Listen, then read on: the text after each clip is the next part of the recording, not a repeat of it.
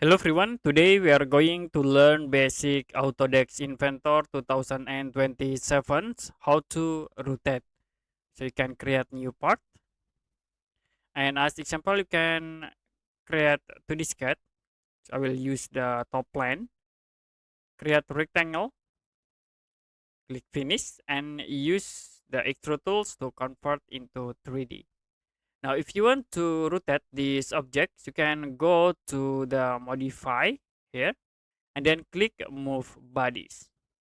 After it, you can click on bodies here, click 8, the icon, and then we can set into the rotation about line. Now you can choose for the line rotations, for the center point rotation. Like I will select at this edge, and now you can rotate the objects. Like we can set into 20 degree. And if you don't, you can click apply, and then you can done to close from these rotation tools.